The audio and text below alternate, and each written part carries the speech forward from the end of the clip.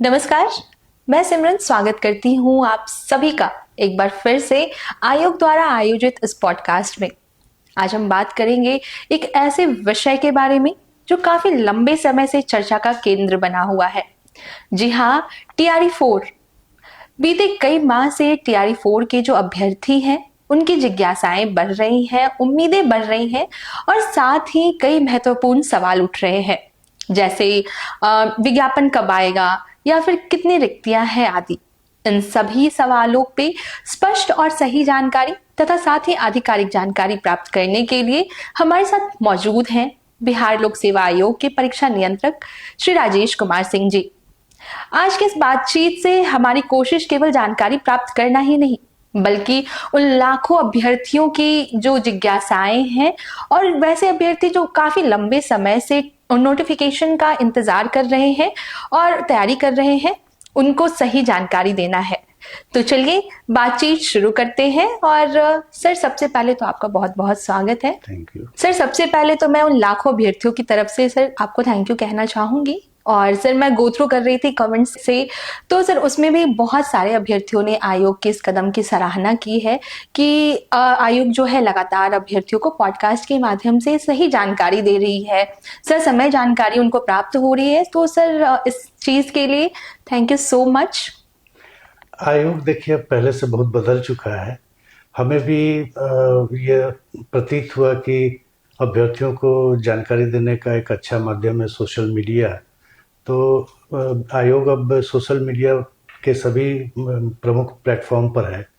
तो समय समय पर विभिन्न परीक्षाओं के लिए हम लोग पॉडकास्ट के माध्यम से सोशल मीडिया प्लेटफॉर्म पर अभ्यर्थियों को जानकारी देते रहते हैं। बिल्कुल sir, thank you so much आयोग के इस कदम के लिए। और सर, आज का यह पॉडकास्ट जैसा मैंने बोला कि टीआरई 4 के लिए है। तो सर काफी लंबे समय से जो है टीआरई 4 के जो शिक्षक अभ्यर्थी हैं वो टीआरई 4 के विज्ञापन को लेकर के उनके बहुत सारे सवाल हैं, उनकी जिज्ञासाएं हैं और लगातार टीआरई 4 को लेकर के वो सवाल भी कर रहे हैं कि टीआरई 4 का विज्ञापन आखिर कब जारी होगा। तो सर सबसे पहला तो मैं ये पूछना चाहूंगी सर कि आखिर टीआरई 4 में जो इतना विलंब हो रहा है, तो सर इस डिले का क्या वजह है? आखिर क्यों इतना डिले हुआ इस विज्ञापन को जारी करने में, और सर क्या रीजंस है? पहली बात की विलंब की परिभाषा क्या है। जब मैंने या आयोग द्वारा यह दे दिया गया है कि 22 से 27 सितंबर को टीआरई 4 की परीक्षा आयोजित की जाएगी। यूजुअली 3 महीना पहले हम लोग उसके प्रश्न पत्र तैयार करने से लेके अन्य चीज़ों पर ध्यान देते हैं। अभी 6 महीना बचा हुआ है, तो मुझे समझ नहीं आता कि इतनी हड़बड़ी क्यों है कि विज्ञापन तुरंत जारी कर दिया जाए। ये कुछ लोग बहकावा में आकर के परेशान हो रहे हैं और बहकाने वाले लोग भी मैं देखता हूँ कि सोशल मीडिया पर एक्टिव रहते हैं। तो ये कोई मतलब नहीं है कि टीआरई 4 का विज्ञापन जल्द आ जाए। डेट जब एग्ज़ाम का दे दिया गया है 22 से 27 सितंबर होगा, तो हमारे पास जून तक का टाइम, हम जून तक भी हमारे दृष्टिकोण से कोई विलंब नहीं है। लेकिन खैर, विलंब होने का 2-3 कारण था। एक तो गेस्ट टीचर के मामले में मामला अटका हुआ था जो अभी शिक्षा विभाग से हमें प्राप्त हो गया। अल्पसंख्यक कल्याण विभाग में भी महिला आरक्षण के बारे में थोड़ी त्रुटि थी जिसको कि प्राप्त कर लिया गया बैठक करके, और भी कुछ कुछ परिवर्तन किया गया इस बार जिसके चलते भी विलंब हुआ। लेकिन विलंब, मैं फिर से दोहराना चाहूँगा, कोई विलंब नहीं है। 22 से 27 सितंबर को परीक्षा होगी, अभ्यर्थी उसकी तैयारी करें। परीक्षा आयोजन कराना हमारा काम है, फॉर्म भराना हमारा काम है। सर इसी के साथ मैं ये पूछना चाहूंगी, और मेरे साथ जो लाखों अभ्यर्थी हैं सर, उनका ये सवाल है कि आखिर टीआरई 4 की वैकेंसी अब कब आएगी सर? अब कितना विलंब है और कब तक यह जारी हो जाएगा सर? टीआरई 4 का जो नोटिफिकेशन है आयोग की तरफ से कब तक अभ्यर्थियों के लिए दे दिया जाएगा? देखिए, अब टीआरई 4 का नोटिफिकेशन 3-4 दिन में जारी कर दिया जाएगा, लेकिन फॉर्म भरने की तिथि 25-26 के आसपास रखी जाएगी। वह इसलिए कि 25 से 30 71वीं कंबाइंड की मुख्य परीक्षा है और 23 तारीख को भी एक परीक्षा है। तो उसका एडमिट कार्ड डाउनलोड होने का समय 17 से लेकर 23 तक है। आयोग ये नहीं चाहता है कि उनको एडमिट कार्ड डाउनलोड करने में किसी तरह की कठिनाई हो, क्योंकि TRE 4 के नोटिफिकेशन निकलने पर बहुत लोग आपाधापी में फॉर्म भरना चाहेंगे। तो ऐसे ऐसी स्थिति में जब लाखों या बड़ी संख्या में लोग फॉर्म भरने लगते हैं तो एडमिट कार्ड डाउनलोड होने में कठिनाई होती है। तो इसीलिए फॉर्म भरने का तिथि जो है वो 25 या 26 से रखा जाएगा, जो कि नोटिफिकेशन में लिखा हुआ रहेगा। नोटिफिकेशन 3 से 4 दिन में प्रकाशित कर दिया जाएगा। तब तो ये उन लाखों शिक्षक अभ्यर्थियों के लिए खुशखबरी की है जो काफी लंबे समय से जो है TRE 4 की वैकेंसी के लिए मांग कर रहे थे और इंतजार भी कर रहे थे। तो अब आपका इंतजार यहीं समाप्त होता है। सर ने जैसा बताया कि अब बहुत जल्द आयोग के द्वारा नोटिफिकेशन जारी कर दिया जाएगा। तो सर जैसा कि अभी आपने बताया नोटिफिकेशन बहुत जल्द जारी होने वाला है, तो सर मैं ये पूछना चाहूंगी कि सर TRE 1, TRE 2 और TRE 3 इन सभी का परीक्षा करवाया गया था आयोग द्वारा। तो सर क्या जो फॉर्म भरने की प्रक्रिया है बिल्कुल इन तीनों TRE की तरह सिमिलर है या इस TRE 4 के लिए कोई संशोधन किया गया है, कुछ चेंजेस किए गए हैं सर? 2 प्रमुख चेंज किए गए हैं जिसको अभ्यर्थियों को ध्यान में रखना चाहिए फॉर्म भरते समय। इस बार फॉर्म भरने के समय ही 38 जिला का चॉइस उनको देना होगा। वह सावधानी पूर्वक भर देंगे, क्योंकि अगर मान लीजिए आप 30 जिला का चॉइस देते हैं और रैंक के हिसाब से वर्ग 6 से 8 के लिए आपने अप्लाई किया है और रैंक के हिसाब से आपको 32वां या 33वां जिला मिल रहा है, और अगर फॉर्म में आपने 30 ही जिला भरा है तो फिर आपका नहीं होगा। ये ध्यान रखिएगा। ये बिल्कुल कंबाइंड की तरह है कि अगर आपने केवल डिप्टी कलेक्टर DSP का चॉइस दिया है और रैंक के हिसाब से आपको रजिस्ट्री या फिर अन्य कोई सेवा मिल रही है, लेकिन आपने चॉइस ही नहीं दिया, तो आपका कंबाइंड में नहीं होगा। उसी तरह यह ध्यान रखना है, ये एक इम्पॉर्टेंट बात है कि 38 जिला का चॉइस जो अभ्यर्थी चाहते हैं वो भर दें, या कम से कम 2-3 जिला नहीं चाहते हैं उसको छोड़कर अधिकांश जिला का चॉइस भर दें। ये एक परिवर्तन किया गया है। दूसरा एक समस्या आती है फॉर्म भरने के बाद कि पेमेंट का, खासकर जो अंतिम 1 या 2 दिन में फॉर्म भरते हैं, ऐसी शिकायतें प्राप्त होती है कि उन्होंने सबमिट किया, पेमेंट किया तो वो दिख रहा है कि हाँ पेमेंट हो गया, जबकि यहाँ हमारे एंड पर वो पेमेंट नहीं दिखता है। 2-3 दिन बाद बैंक सेटल करता है। कभी कभी इसको लेकर कंट्रोवर्सी हो जाती है, तो इसलिए ऐसा प्रावधान इस बार किया गया है कि पहले आप पेमेंट कर देंगे, उसके बाद ही आपको फॉर्म भरने का लिंक उपलब्ध होगा। ये 2 प्रमुख चेंज किया गया है। बिल्कुल, तो जो भी शिक्षक अभ्यर्थी फॉर्म भरेंगे इस बार इन बातों का विशेष ध्यान रखेंगे आप भी फॉर्म भरते वक्त। सर TRE 4 में कुल कितनी रिक्तियां हैं, कितनी वैकेंसीज हैं और सर क्लास वाइज कितनी वैकेंसीज हैं?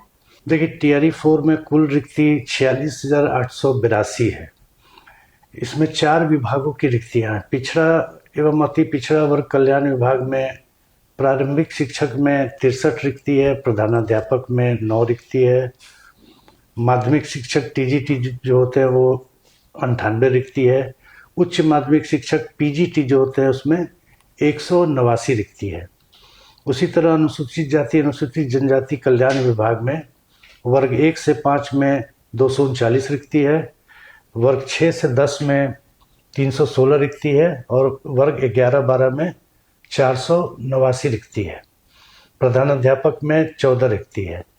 शिक्षा विभाग में माध्यमिक वर्ग 9 और 10 में 9,082 रिक्ति है।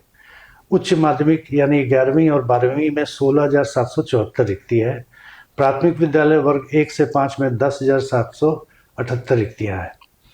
मध्य विद्यालय वर्ग 6 से 8 में 8,583 रिक्ति है। और अंतिम में अल्पसंख्यक कल्याण विभाग में माध्यमिक वर्ग 9 से 10 में 98 रिक्तियाँ हैं। उच्च माध्यमिक वर्ग 11 से 12 में 180 रिक्तियाँ हैं और प्रधानाध्यापक में 9 रिक्तियाँ हैं। कुल मिलाकर 46,882 रिक्तियाँ हैं। सर इसी के साथ हमारा आखिरी सवाल ये होगा कि इस पूरी प्रक्रिया के दौरान जो फॉर्म भरना है TRE 4 का, तो सर अभ्यर्थियों को किन बातों का विशेष ध्यान रखना है?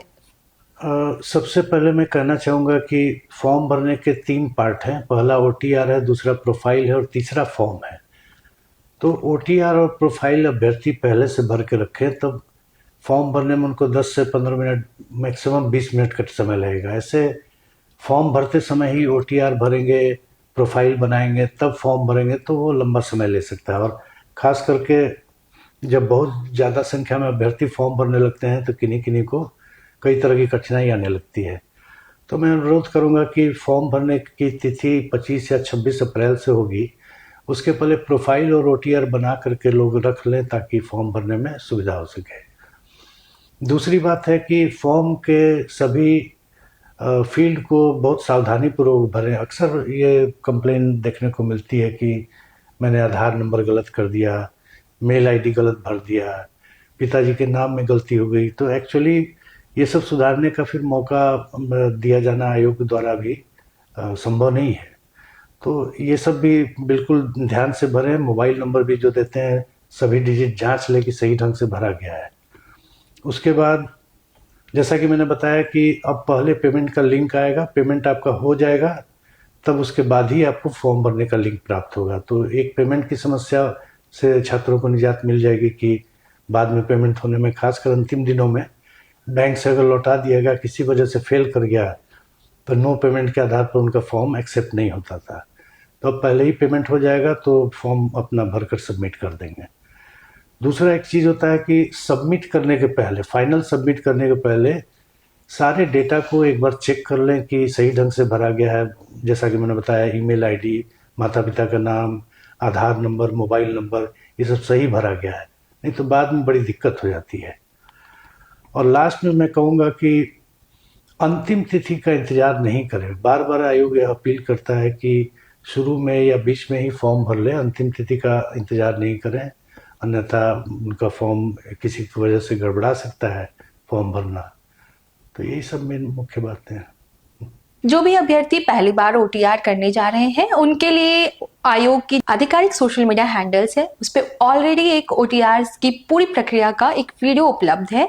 तो मैं अनुरोध करूंगी जो भी अभ्यर्थी ओटीआर करने जा रहे हैं उससे पूर्व एक बार अवश्य उस वीडियो को देख ले ताकि आपके लिए प्रोसीजर्स जो है और क्लैरिटी हो जाए उसमें, और बहुत ही सावधानी पूर्वक अपने ओटीआर को भरें क्योंकि उसमें संशोधन का कोई भी प्रावधान नहीं है। बिल्कुल जैसा सर ने बोला कि लास्ट डेट का वेट नहीं करें। और sir thank you so much कि आपने लाखों अभ्यर्थी जिनका सवाल लगातार सोशल मीडिया के माध्यम से हमें मिल रहा था और भी बहुत सारे माध्यम से, ईमेल हो गया और भी विभिन्न प्लेटफॉर्म्स, तो सर आशा करती हूँ कि उनके जो भी सवाल थे, डाउट्स थे और बहुत ज़्यादा जो अभ्यर्थी नोटिफिकेशन के लिए परेशान थे, आशा करती हूँ उन सभी को उनका जवाब मिल गया होगा। Thank you so much sir. Thank you. Thank you so much.